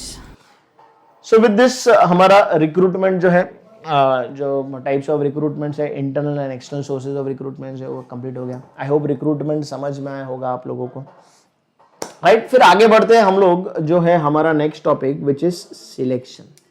अभी हमने पहले भी रीड किया था, ये सुना था, पढ़ा था कि selection is the most important step, critical part of this selection, of this recruitment, of this staffing process. जो भी स्टाफिंग एक्टिविटी है जिसमें रिक्रूटमेंट है, सिलेक्शन है, इंडक्शन है, ओरिएंटेशन है, ट्रेनिंग है, वगैरह वगैरह, इसके अंदर selecting the employee, selecting the right person is the most important part. अभी ये जानना बहुत ज्यादा इंपॉर्टेंट है कि रिक्रूटमेंट में हम लोग पूल ऑफ पीपल जो है अवेलेबल करके ले रहे हैं, फिर सिलेक्शन में उनमें से लोगों को सिलेक्ट करें। फॉर एग्जाम्पल, ध्यान से समझो मेरी बात को, मैंने 50 लोगों के इंटरव्यू लिए, मैं एचआर मैनेजर हूं मेरी कंपनी का, मुझे 5 लोगों को काम पे रखना है, मैंने 50 लोगों के इंटरव्यू लिए, जिसमें से मैंने केवल 5 लोगों को सिलेक्ट किया, ओनली 5 आर सिलेक्टेड। ध्यान से समझो, ये जो स्टेप है, ये स्टेप सिलेक्शन वाला स्टेप हो गया, हाँ या ना? अभी सिलेक्शन वाले स्टेप में ध्यान से अगर समझेंगे तो मैंने 5 सिलेक्ट किए हैं, या मैं ऐसे भी कह सकता हूं मैंने 45 जो है वो रिजेक्ट किए हैं। Yes or no? Right? So this is why we can say that selection is a negative process selection is actually not selection, it is rejection. Why? क्योंकि हम लोग बेसिकली कर क्या रहे हैं, हम लोग बेसिकली लोगों को रिजेक्ट कर रहे हैं जो हमारे काम के अनुसार हमारे लिए जो है सूटेबल, हमारे काम के लिए सूटेबल नहीं है. तो that is why it is said that selection is basically a negative process और selection is more of a rejection process, जहां पर हम लोग सिलेक्ट कम कर रहे हैं और रिजेक्ट जो है वो ज्यादा कर रहे हैं. तो ये लाइन इंपॉर्टेंट है, यहाँ पे प्लीज इसको अंडरलाइन करेंगे. Selection is a process of rejection and hence it is called a negative process, क्योंकि इसमें नेगेटिव सॉरी इसमें रिजेक्शन ज्यादा हो रहा है, राइट. अभी सिलेक्शन जो है it consist of the following steps. अभी सिलेक्शन जब हम कर रहे हैं तो वो कौन से स्टेप्स है? जनरली ये सारे के सारे स्टेप्स एक नॉर्मल वर्किंग एनवायरनमेंट, एक नॉर्मल ऑर्गेनाइजेशन में, एक जॉब के लिए ये सिलेक्शन प्रोसेस जनरली फॉलो किया जाता है. शायद आप लोग को थोड़ी बहुत चीजें इनमें से ऑलरेडी पता होगी. सबसे पहला स्टेप सिलेक्शन के स्टेप में सबसे पहला वाला जो स्टेप है वो है application blank. Application blank is a simple document, एक ब्लैंक डॉक्यूमेंट आपके सामने आए हैं जिसमें आपको आपकी जो बेसिक डिटेल्स है, आपका नाम, पता, जीमेल आईडी, कॉन्टैक्ट डिटेल्स, आपका एड्रेस, फिर आपका educational qualifications, training, certification, languages known, you know this is basically your information. It is telling you about your it is telling the organization about yourself. मतलब ये इसमें एक questionnaire prepare किया गया है जिसमें आप सारी डिटेल्स ऑर्गेनाइजेशन को दे रहे हो, जिससे कि ऑर्गेनाइजेशन को आपके बारे में सब चीजें पता चल रही है, राइट. बहुत इंपॉर्टेंट है ये. It is a traditional widely accepted device for eliciting information from the prospective applicants to enable the management to make proper selection of the candidate. की एप्लीकेशन ब्लैंक पढ़कर ये ऑर्गेनाइजेशन को या मैनेजर्स को, management को पता चल जाता है कि ये आदमी के पास उतना ट्रेनिंग, उतना एक्सपीरियंस, उतना स्किल्स या उतना एजुकेशनल क्वालिफिकेशन है या नहीं है. तो ये हमारा फर्स्ट स्टेप हो जाता है. फिर हमारा second step in the selection process is preliminary interview. अब ये बेसिक इंटरव्यू है, वो क्या बोलते हैं कि जहां पर हम लोग को एक ब्रीफ देना है अपने बारे में. वो लोग ज़्यादा आपसे डिटेल में नहीं बातचीत करते, बट एक बेसिक जानकारी आपके बारे में, बेसिक क्वेश्चनर आपको जो है, जो एक दो लोग बैठेंगे या एक पर्सन बैठेगा, वो ज़्यादा टेक्निकल डिटेल्स में ना जाते हुए आपके बारे में, आपकी मेंटालिटी के बारे में, आपके अनुभव के बारे में, आपने इससे पहले क्या क्या काम किया उसके बारे में बेसिकली जो है ये इंटरव्यू लिया जाएगा. अभी इस इंटरव्यू में क्या होता है कि फॉर एग्जांपल 100 लोगों ने इंटरव्यू दिया, तो ऐसा क्वाइट पॉसिबल है कि 50-60 लोग इसी इंटरव्यू, इसी लेवल पर, जो प्रिलिमिनरी इंटरव्यू इसी लेवल पर बाहर कर दिए जाते हैं, रिजेक्ट कर दिए जाते हैं. फिर सेकेंड वाला आता है, थर्ड वाला आता है सॉरी, एम्प्लॉयमेंट टेस्ट. तो यहाँ पर बेसिकली लोगों का एप्टीट्यूड टेस्ट वगैरह लिया जाता है, काम के प्रति जो है उनका कितना एफिशिएंसी है, उनको कितना नॉलेज है. तो उसका एक रिटर्न टाइप टेस्ट होता है जनरली कि यार उसके बारे में, काम के प्रति, टेक्निकल स्किल्स के प्रति क्वेश्चंस वगैरह रहते हैं. वो राउंड रहता है, टेस्ट रहता है, तो वो एम्प्लॉयज को देना है. To match the individuals mental and physical characteristics with the job appropriately employment test are essential. इसको अंडरलाइन करेंगे. इंडिविजुअल की मेंटल और फिजिकल कैरेक्टर्स जॉब को सूट होता है क्या नहीं, वो टेस्ट करना यहाँ पर बहुत इंपॉर्टेंट हो जाता है, जो कि हमारा स्टेप नंबर 3 एम्प्लॉयमेंट टेस्ट में किया जाता है. फिर नंबर 4 जो कि बहुत इंपॉर्टेंट है, फाइनल इंटरव्यू राउंड है. अभी आप लोगों ने मूवीज में देखे होंगे फाइनल इंटरव्यू राउंड वगैरह. यहाँ पर आप लोगों को highly qualified experience people from the organization, जो ऑर्गेनाइजेशन के मैनेजर्स है, ओनर्स है, डायरेक्टर्स है, हुएवर दैट में भी, वो लोग आपका इंटरव्यू लेते हैं. वो लोग एम्प्लॉय का इंटरव्यू लेते हैं. जो सिलेक्टेड एम्प्लॉय है उसको टेक्निकल एस्पेक्ट्स के ऊपर ज़्यादा उसको जो है ग्रिल किया जाएगा, ज़्यादा उसको टेक्निकल एस्पेक्ट्स जो है उसके पूछे जाएंगे. देखा जाएगा कि एम्प्लॉय का स्वभाव कैसा है, वो सिचुएशन को कैसे हैंडल करता है. उसको हो सकता है कि एक हाइपोथेटिकल सिचुएशन दिया जाए, उसका रिस्पॉन्स देखा जाए, उसका वो कितना टेक्निकली स्ट्रांग है वो देखा जाए, उसका एटीट्यूड कैसा है काम के प्रति, उसको अच्छी तरीके से टेस्ट किया जाए, उसको कितना नॉलेज है काम के प्रति वो देखा जाए, उसका खुद का बैकग्राउंड कितना मजबूत रहा है वो देखा जाए. तो ये सारी चीज़ें जनरली फाइनल इंटरव्यू राउंड में होती है, जो कि बहुत इंपॉर्टेंट होता है. फाइनल इंटरव्यू राउंड जो है वो एक बहुत इंपॉर्टेंट चीज़ है कि यहाँ पर एक्चुअली जो है जो एम्प्लॉय है, जो सिलेक्ट होने वाला है, उसका स्ट्रेंथ, उसका वीकनेस समझ में आता है. यहाँ पर समझ में आता है कि एम्प्लॉय को सिलेक्ट करना है या नहीं सिलेक्ट करना है, right. So this is a very important step in the selection process. फिर उसके बाद कहीं कहीं पर बैकग्राउंड इन्वेस्टिगेशन. अभी एम्प्लॉयज़ का जो भी रेज्यूमे रहता है, बायोडेटा रहता है वगैरह, उसके अंदर बेसिक डिटेल्स तो जनरली रहती ही है, बट उस डिटेल से हमको एम्प्लॉय के बैकग्राउंड के बारे में थोड़ी जानकारी मिल जाती है कि किस कंपनी में इससे पहले था, लेकिन सिर्फ उतना इन्फॉर्मेशन हमेशा सफिशिएंट नहीं रहता है। टॉप लेवल जॉब्स के लिए एम्प्लॉय का एटीट्यूड, एम्प्लॉय का बैकग्राउंड, एम्प्लॉय का पास्ट कैसा रहा है, ये जानना बहुत ज़्यादा ज़रूरी है, जो कि इस स्टेप पे होता है जिसका नाम है बैकग्राउंड इन्वेस्टिगेशन। कंपनी क्या करती है? कंपनी कोशिश करती है उसका बैकग्राउंड डिगअप करने की कि इसने पास्ट में इसका परफॉर्मेंस कैसा था, इसका ऑर्गेनाइजेशन में बिहेवियर कैसा था, लोगों के साथ ये कैसा काम करता था, इसका एटीट्यूड कैसा था, इसने कितना ऑर्गेनाइजेशन को आउटपुट दिया है। तो प्रीवियस कंपनीज में से वो इन्फॉर्मेशन जो है वो निकालने की कोशिश की जाती है। तो अपने को पता चलता है कि यार ये एम्प्लॉय सही था, केपेबल इनफ है या नहीं है, इसका बैकग्राउंड ठीक है या नहीं है। बहुत इंपॉर्टेंट होता है, टॉप लेवल जॉब्स के लिए बहुत ज़्यादा ज़रूरी हो जाता है। फिर कुछ में मेडिकल टेस्ट वगैरह, अभी कैसे ऑपरेटिव लेवल के काम है तो वहाँ पर eyesight check, hearing ability check, और कुछ इन्फेक्शन वगैरह या कुछ एलर्जिक कुछ चीज़ें है या नहीं है, तो ये मेडिकल एग्जामिनेशंस होते रहते हैं। इनफैक्ट जॉब पर सिलेक्ट होने के बाद भी रूटीन लेवल पर भी ऑर्गेनाइजेशंस में ये टेस्ट वगैरह होते रहते हैं। तो ये इंपॉर्टेंट स्टेप है सिलेक्शन प्रोसेस का। फिर उसके बाद फाइनल सिलेक्शन एंड प्लेसमेंट। अभी ये सारे के सारे स्टेप्स जो है, एक एम्प्लॉय जो है जो कि एप्लीकेशन ब्लैंक एप्लीकेशन में उसके सारी डिटेल्स प्रॉपरली दी है, जो कि ऑर्गेनाइजेशन के नीड्स के हिसाब से मैच हो रही है। फिर प्राइमरी जो प्रिलिमिनरी इंटरव्यू है वो अच्छा गया है, जो सारे एप्टीट्यूड टेस्ट वगैरह थे वो अच्छे से गए हैं, फाइनल इंटरव्यू राउंड बहुत अच्छा दिया है, इन्वेस्टिगेशन करने के बाद उसका बैकग्राउंड भी अच्छा पता चला है, मेडिकल एग्जामिनेशंस में भी पास हो रहा है। सो फाइनल सिलेक्शन जो है, ये सारे हर्डल्स क्रॉस करने के बाद फॉर्मल अपॉइंटमेंट ऑर्गेनाइजेशन के अंदर उस एम्प्लॉय का हो जाता है। और ये अपॉइंटमेंट होने के बाद बेसिक उसका काम क्या रहने वाला है, कौन सा पोजीशन मिलने वाला है, क्या क्या रिस्पॉन्सिबिलिटीज़ रहने वाली है, क्या पे स्केल रहने वाला है, ये सारी चीज़ें जो है वो डिसाइड की जाती है ब्लैक एंड वाइट में। मतलब फॉर्मली ये सब चीज़ें कम्युनिकेट की जाती है एक दूसरे को, एम्प्लॉय और एम्प्लॉय के बीच में। फिर उसके बाद उसका सही जॉब, सही जगह पर उसका प्लेसमेंट कर दिया जाता है, राइट। सो ये लास्ट स्टेप हो जाता है, which is final selection and placement. So these 7 were the steps of selection process। ये इंपॉर्टेंट है। इनमें से क्या क्या क्वेश्चन आ सकते हैं मैं ऑलरेडी आपको बता चुका हूँ डिस्कशन के साथ। आई होप ये समझ में आया होगा आप लोगों को, राइट। देखो, मैंने पहले भी बताया था कि स्टाफिंग एक बहुत ब्रॉड कॉन्सेप्ट है। स्टाफिंग हम लोग को लगता है कि यार मानुष मतलब आदमी चाहिए काम पर, उसको सिलेक्ट कर लिया, काम पर रख दिया, ऐसे स्टाफिंग नहीं होता है। हमको एक बड़ा पूल तैयार करना है, हमारे पास नंबर ऑफ ऑप्शंस होने चाहिए। पहले तो हमको ये समझना चाहिए कि हमको आदमी चाहिए या नहीं चाहिए, कितने आदमी चाहिए, किस तरीके के आदमी चाहिए, कौन से काम के लिए।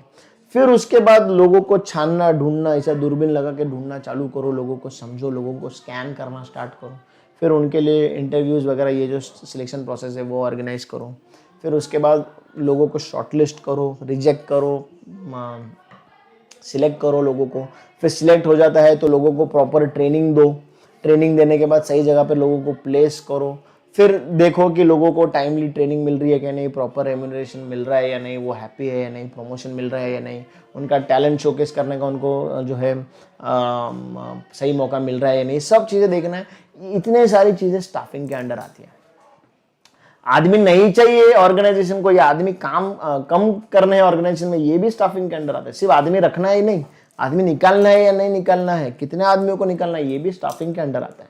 बहुत इंपॉर्टेंट है। देखो, ऑर्गेनाइजेशन लोगों से चल रहा है, स्टाफिंग एक ऐसा फंक्शन है जो लोगों को संभालने का काम कर रहा है, तो इसलिए स्टाफिंग बहुत इंपॉर्टेंट हो जाता है, राइट। फिर आगे बढ़ते हैं, the next step which is training and development.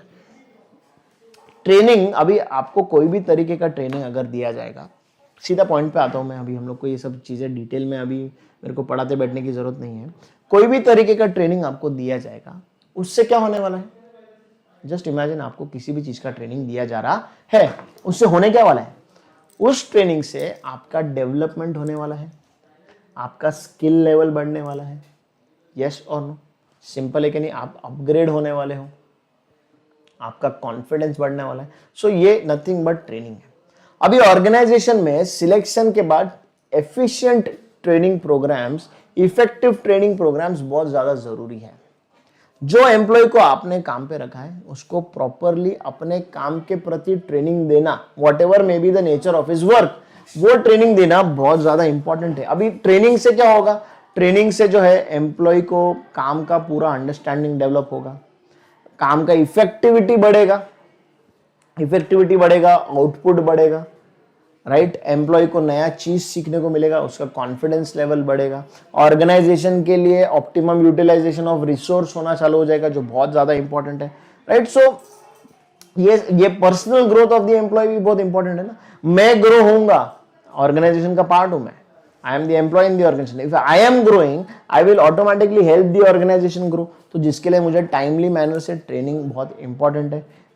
Her stage पर ट्रेनिंग इंपॉर्टेंट है, लेकिन मोर इंपॉर्टेंटली जब आप सिलेक्ट हुए हो ऑर्गेनाइजेशन के अंदर, उस स्टेज पर तो ट्रेनिंग बहुत ज्यादा इंपॉर्टेंट बन जाता है, राइट। सो इस तरीके से ट्रेनिंग के बहुत सारे एडवांटेजेस है।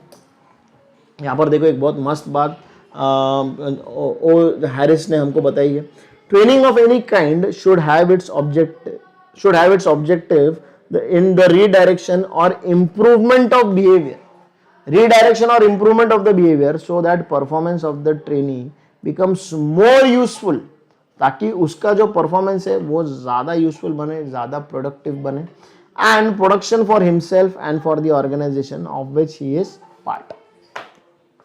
इससे उसका बिहेवियर के अंदर इंप्रूवमेंट होना चाहिए, रीडायरेक्शन होना चाहिए, जिससे उसका आउटपुट और ज्यादा निकल सके। तो इसलिए ट्रेनिंग बहुत ज्यादा इंपॉर्टेंट हो जाता है। अभी ट्रेनिंग के कुछ मेथड्स हैं। ट्रेनिंग क्यों इंपॉर्टेंट है ये तो हम समझ गए यहाँ पर, और बहुत सारे पॉइंट्स दिए हुए भी है। देखो, increase the productivity of workforce, improve the quality of products, help organization to fulfil its personal needs, improve the health safety, फिर प्रिवेंट ऑब्सोलेंस ऑफ एम्प्लॉइज, मतलब वो आउटडेटेड चीज़ें कर रहे हैं एम्प्लॉइज, वो नहीं, वो प्रिवेंट करना, ऑब्सोलीट नहीं होना चाहिए, नया नया चीज़, नया नया टेक्नोलॉजी, नया नया जो है अपग्रेडेशन इंपॉर्टेंट है। पर्सनल ग्रोथ एम्प्लॉय की होनी ज़रूरी है, ऑर्गेनाइजेशन का क्लाइमेट जो है इंप्रूव होता है। तो ये ट्रेनिंग क्यों इंपॉर्टेंट है ये हमें यहाँ से समझ में आया है। बट ट्रेनिंग किस तरीके की होती है वो हमें देखना पड़ेगा। जनरली दो मेथड्स है ट्रेनिंग के, number 1 is on the job training and number 2 is off the job training.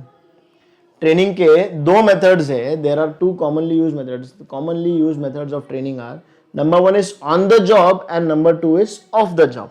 अभी जैसे कि नाम बता रहे हैं, ऑन द जॉब ट्रेनिंग, जैसे कि नाम बता रहा है, बहुत जगहों पर ऑन द जॉब ट्रेनिंग मिलता है। जनरली छोटे लेवल्स पर ऑन द जॉब ट्रेनिंग तो मिलता है, डायरेक्ट काम पर ही लगा दिया जाता है, डायरेक्ट आदमी को काम पर ही लगा दिया जाता है, एंड वो काम करते करते काम सीख रहा है। इसका मतलब your job starts on the first day as well as the training starts on the first day along with the job. मतलब आप काम सीख रहे हो, ट्रेनिंग ले रहे हो काम करते समय ही।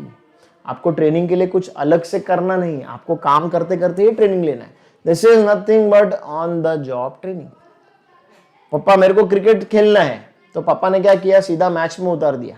ऐसे नहीं कि उसको नेट्स में प्रैक्टिस कराया या कोई एकेडमी ज्वाइन किया, उसको जरा सा कुछ तो भी बैठ के टिप्स वगैरह दिया। नहीं बेटा जा बैटिंग कर, बैटिंग करते करते तो क्रिकेट सीख जाएगा। ये क्या है, ये ऑन द जॉब ट्रेनिंग है। बैटिंग कहाँ दिया, मैच में दिया। मैच क्या है, वर्क है, काम है, एनवायरमेंट है। वहीं पर एम्प्लॉय को काम के साथ साथ ट्रेनिंग मिल रहा है। This is nothing but on the job training. Actually training begins the first day when an employee starts his job. Every employee learns a lot on the job. ये एक बहुत ट्रू चीज है। ऑन द जॉब ट्रेनिंग का एक बहुत बड़ा advantage है कि आदमी काम करते करते ही रियल लाइफ सिचुएशन में काम के साथ साथ ही ट्रेनिंग ले रहा है, काम की बारीकियां जो है वो सीख रहा है। कोई भी आर्टिफिशियल एनवायरनमेंट नहीं है, सेटअप नहीं है, आर्टिफिशियल मशीन नहीं है, सिमुलेशन नहीं है, कुछ भी डमी मॉडल्स वगैरह नहीं है। एक्चुअली काम है, एक्चुअली आप बॉलर को फेस कर रहे हो और आपको रन्स बनाने हैं। तो ये क्या हो गया, ऑन द जॉब ट्रेनिंग हो गया। काम करते करते ही काम सीखना है, अलग से उसके लिए टाइम पास, टाइम वेस्ट करना नहीं है। Very important. फिर उसके लिए भी कुछ मेथड्स है, ये मेथड्स हमें पता होने बहुत ज़्यादा ज़रूरी है। The methods employed to make the on the job training are as under coaching, काम के साथ साथ कोचिंग, अप्रेंटिसशिप ट्रेनिंग, जैसे कि आर्टिकलशिप। अब आप जो कुछ टाइम के बाद आप फेस करने वाले हो आर्टिकलशिप, जिसको हम अप्रेंटिसशिप बोलते हैं। फिर जॉब रोटेशन, आज आप प्रोडक्शन में हो, कल आप स्टोर में चले गए, परसों आप अकाउंट्स में चले गए, तो मतलब एम्प्लॉयज को जो है ऑर्गेनाइजेशन के अंदर ही अलग अलग जॉब्स पर जो है थोड़े थोड़े टाइम के लिए, रेगुलर इंटरवल्स के लिए काम पर रखा जा रहा है, सो दैट उनको सारे के सारे जो काम है ऑर्गेनाइजेशन के अंदर, एक्टिविटी जो है वो समझ में आ जाए। ये जनरली छोटे ऑर्गेनाइजेशन में होता है, बहुत बड़े बड़े ऑर्गेनाइजेशन में जनरली ये नहीं होता है। जितना बड़ा ऑर्गेनाइजेशन उतना ज़्यादा स्पेशलाइजेशन होता है, बट जितना छोटा ऑर्गेनाइजेशन वहाँ पर फिर वो नहीं क्या मल्टीटास्किंग वाले एम्प्लॉयज बहुत ज़्यादा मिलते हैं आपको। वेस्टिब्यूल ट्रेनिंग, अभी वेस्टिब्यूल ट्रेनिंग में एक आर्टिफिशियल सेटअप बनाया जाता है, काम के साथ साथ एक एक मॉडल बनाया जाता है, उस मॉडल पर आप काम कर रहे हो, साथ साथ में काम के साथ साथ में उसको काम पर सीख रहे हो।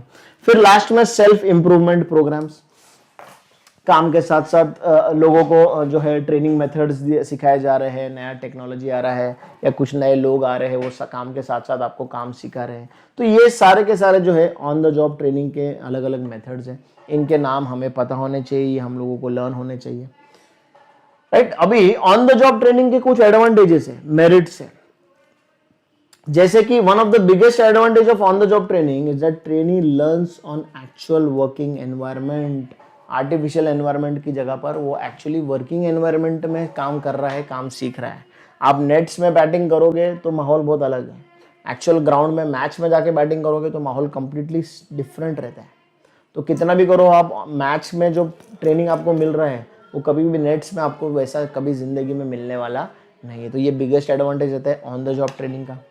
फिर the trainee observes the rules, regulations and systems being followed in day to day organizational life. काम करते करते वो रूल्स, पॉलिसीज, रेगुलेशंस, काम करने के तरीके, ये साथ साथ में सिस्टम वगैरह जो सीख रहे हैं उसके लिए अलग से ट्रेनिंग देने का जरूरत नहीं है उसको। And additional personnel are not required for training. जो काम कर रहे हैं आपके साथ साथ वही आपको काम करा रहे हैं, वही आपको काम सिखा रहे हैं। ऑफ द जॉब ट्रेनिंग में जो अलग से ट्रेनिंग दी जाती है उसके लिए अलग से लोग रहते हैं जो आपको काम सिखाते हैं। यहाँ पर आपका बॉस आपके साथ में काम कर रहा है, आपको ऑर्डर्स दे रहा है, आपसे काम करवा रहा है, आपके कलीग्स आपको काम सिखा रहे हैं, तो अलग से लोग रखने की जरूरत नहीं। अलग से लोग नहीं रखेंगे तो खर्चा नहीं बढ़ेगा ऑर्गेनाइजेशन का। तो ये कुछ मेरिट्स है ऑन द जॉब ट्रेनिंग के। फिर मेरिट्स है तो डीमेरिट्स भी आने वाले हैं ऑन द जॉब ट्रेनिंग के। इसमें क्या है कि ट्रेनी में लर्न इन अ हैपहैजर्ड मैनर, उसको प्रॉपर ट्रेनिंग नहीं मिली है, उसको प्रॉपर नो हाउ नहीं है, प्रॉपर नॉलेज नहीं है, तो कुछ भी चीज जो है वो अधूरी सीखेगा, सही तरीके से नहीं सीख पाएगा, सही पैटर्न नहीं समझ पाएगा। वो कुछ चीजें थोड़े दिन के लिए एक तरीके से चल रही थी, अचानक नया सिचुएशन आ जाता है तो उसको पता नहीं कैसे रिएक्ट करना है, क्योंकि वो उसके लिए कंप्लीटली न्यू है, ट्रेनिंग मिला नहीं है उसको, राइट। सो ये एक बहुत इशू हो जाता है। फिर इनएक्सपीरियंस है in handling of machines and tools, तो फिर जिसके कारण ऑर्गेनाइजेशन को, कंपनी को नुकसान हो सकता है। हमने ऑपरेटिव लेवल, ऑपरेशन लेवल पर लोगों को रखा है काम पर और ऑन द जॉब ट्रेनिंग दे रहे, काम भी करवा रहे हैं, सीख भी रहे काम के साथ साथ, पर मशीन्स वगैरह हैंडल कर रहे हैं, सेंसिटिव रहते हैं, डेलिकेट रहते हैं, कुछ गलत हो जाता है, कुछ नुकसान हो जाता है प्रोडक्शन में, मशीन में, तो ऑर्गेनाइजेशन को ह्यूज लॉसेज हो सकते हैं उससे। फिर productivity of employees who is undergoing training on the job would be dismal and disappointing. Further, it affects the flow of work when the production undergoes different processes. इससे flow खराब होता है काम करने का, प्रोडक्टिविटी उतनी नहीं बन पाती है क्योंकि वो ट्रेंड नहीं है, उसको सही चीज पता नहीं, तो हो सकता है वो टाइम ज्यादा ले रहा है काम करने के लिए। जो ट्रेंड है वो फटाफट काम करेगा, उसको पता है, लेकिन जो काम करते करते सीख रहा है वो ज्यादा टाइम कंज्यूम करने वाला है। Sometimes it becomes very difficult for the trainee to work as well as to learn. इसलिए ये कुछ जो है जो डिसएडवांटेजेस है ऑन द जॉब ट्रेनिंग के। फिर जो दूसरा तरीका आता है इसके उल्टा जो है वो है of the job training. On the job training में काम और ट्रेनिंग साथ साथ चल रहे थे पहले दिन से। Off the job training, as the name suggest, off the job training refers to training conducted away from the actual work setting. Please underline this. Of the job training refers to training programs which are conducted away from the actual working environment. आप nets में जाकर batting कर रहे हो, वहां पर कोई coach है, उसको हम लोग बोलेंगे ऑफ द जॉब ट्रेनिंग। इसके कुछ एग्जाम्पल्स है, पॉपुलर मेथड्स है, ये हमको नाम पता होने चाहिए। लेक्चर्स एंड क्लासरूम इंस्ट्रक्शंस, आपको पहले सेमिनार लिया जाता है, कॉन्फ्रेंस हॉल में बिठाया जाता है, प्रोजेक्टर के ऊपर सिखाया जाता है, एक्सपर्ट्स रहते हैं जो आपको ट्रेनिंग देते हैं, लेक्चर देते हैं, कॉन्फ्रेंसेस लिए जाते हैं, ग्रुप डिस्कशंस किए जाते हैं, रोल प्ले किया जाता है कि यार फॉर एग्जांपल आप इस प्रोजेक्ट के हेड हो तो ये प्रोजेक्ट आपको लॉन्च करना है 1 महीने के अंदर, तो आप किस तरीके से काम करोगे, किस तरीके से आप डिसीजन लोगे, क्या क्या स्टेप्स फॉलो करोगे। तो यहाँ पर रोल प्ले आ जाता है कि you have to imagine you are in that position, फिर आप क्या करोगे। तो ये एक ऑफ द जॉब ट्रेनिंग का बहुत अच्छा मेथड है। केस स्टडी, कुछ पास्ट हिस्ट्री के केसेस आपको दिए हुए, तो वो देखकर आपको समझ में आता है कि किस तरीके से लोगों ने किस सिचुएशन में कैसे काम किया था, कैसे डिसीजन लिया था, कैसे रिएक्ट किया था। टी ग्रुप ट्रेनिंग, यहाँ पर कुछ जिसको सेंसिटिविटी ट्रेनिंग भी किया जाता है, कुछ 8, 10, 12 लोगों का ग्रुप एक जगह जमा होता है, फिर वो डिस्कशंस करते हैं, अपने अपने अनुभव, अपने अपने एक्सपीरियंसेस शेयर करते हैं, सवाल करते हैं, जवाब देते हैं एक दूसरे को, तो जिससे ट्रेनिंग मिलती है कि एक दूसरे का जो अनुभव है वो पास ऑन होता है लोगों को एक दूसरे पे। तो ये ऑफ द जॉब ट्रेनिंग है। तो ये कुछ मेथड जो ऑफ द जॉब ट्रेनिंग के, इनके नाम आपको पता होने चाहिए, और एमसीक्यूज में ये आएगा, one of the above, none of the above में ध्यान रखिए इसको। अभी इसके कुछ मेरिट्स है एंड अगेन इसके कुछ डीमेरिट्स भी है, just like in case of on the job training, off the job training के भी मेरिट्स एंड डीमेरिट्स है। इसमें मेरिट्स देखेंगे सबसे पहले, this type of training gets the employees away from the work environment to a place where there frustrations and bustle of work are eliminated. वहां पर employ completely free है, काम का कोई प्रेशर नहीं है, वो एक काम के एनवायरनमेंट में एक्टिविटी नहीं चल रहा है, उसका ट्रेनिंग नहीं चल रहा है, completely away from the work है, तो वो वैसा कोई एनवायरनमेंट वहाँ पर नहीं है।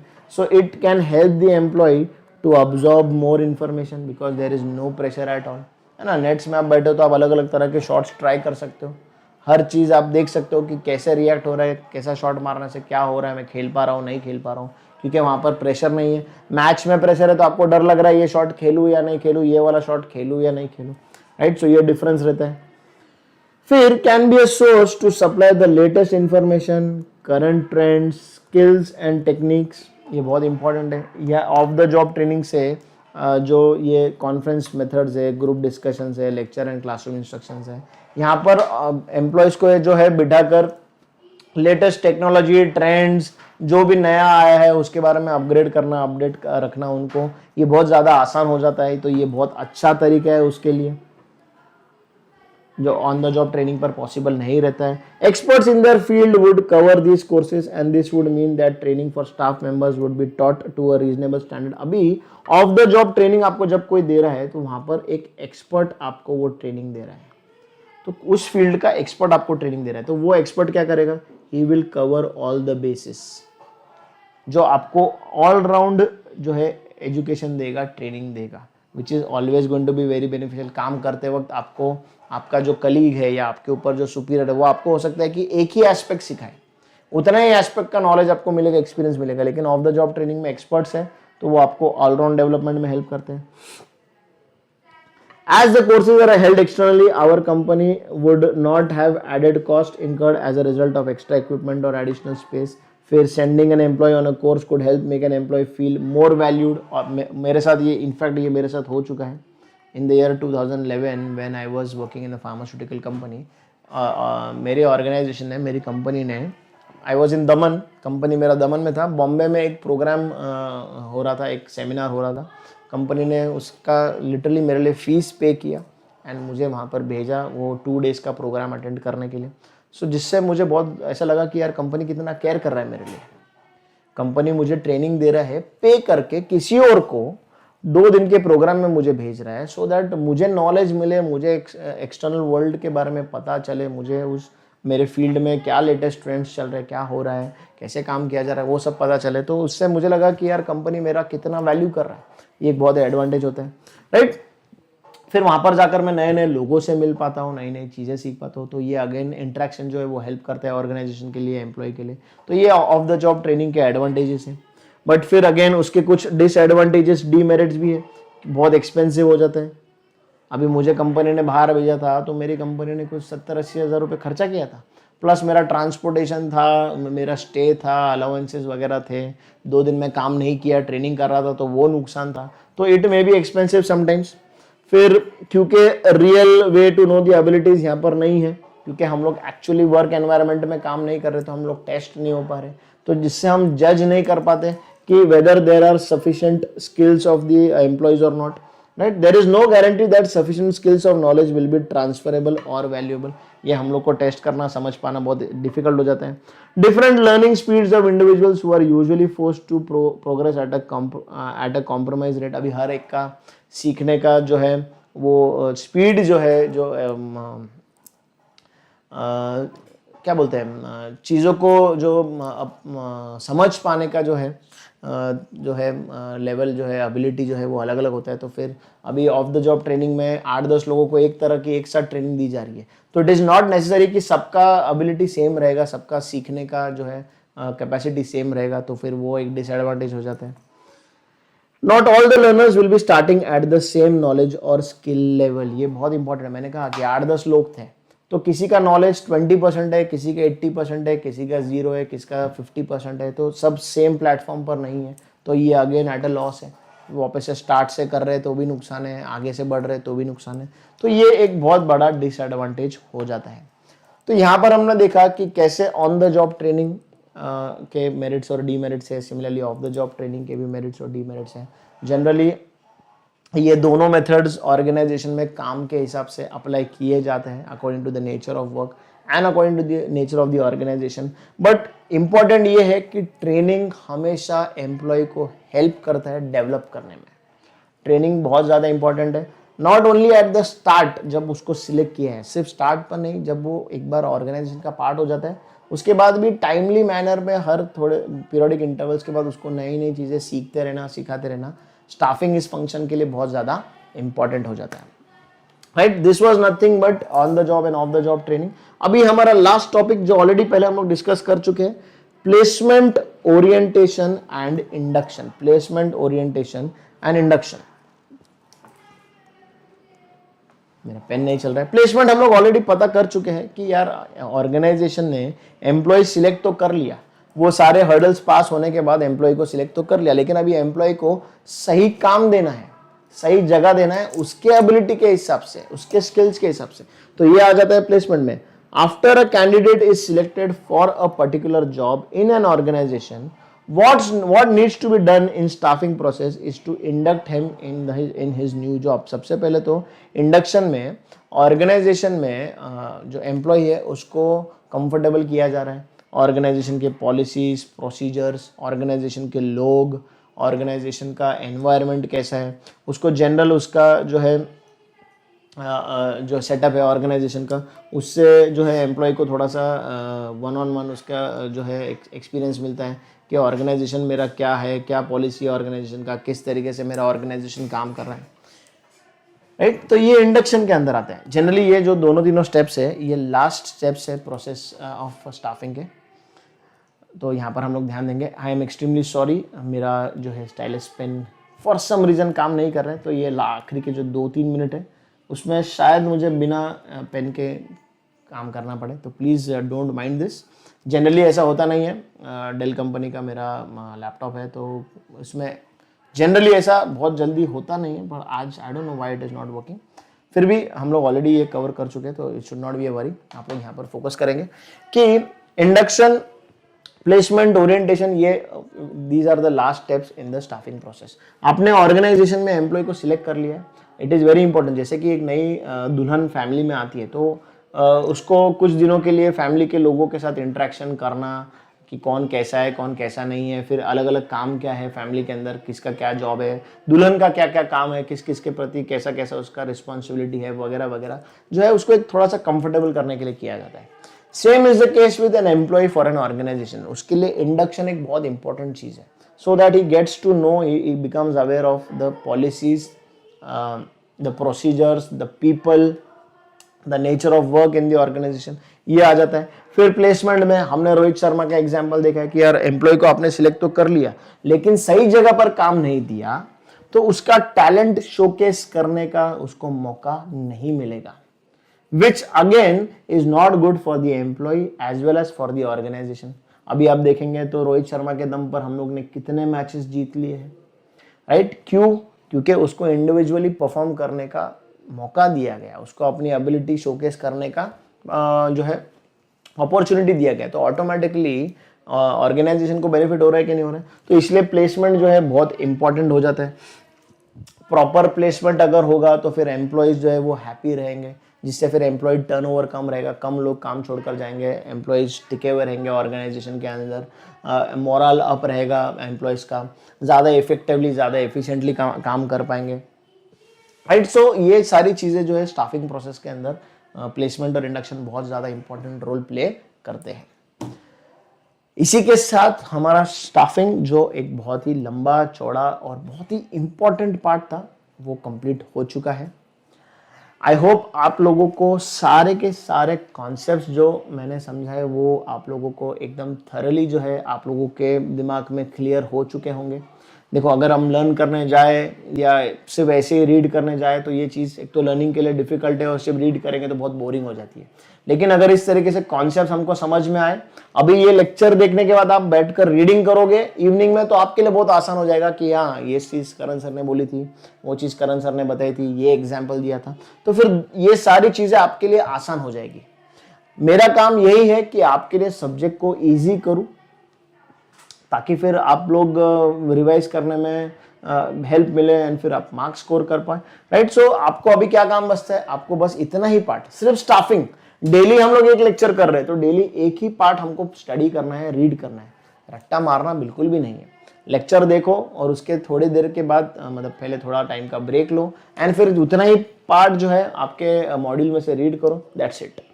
फिर एंड में उससे रिलेटेड जो भी ऑब्जेक्टिव है वो ऑब्जेक्टिव सॉल्व करो, आपका प्रिपरेशन 100% बहुत अच्छी तरीके से हो जाएगा, right. So I will and today session.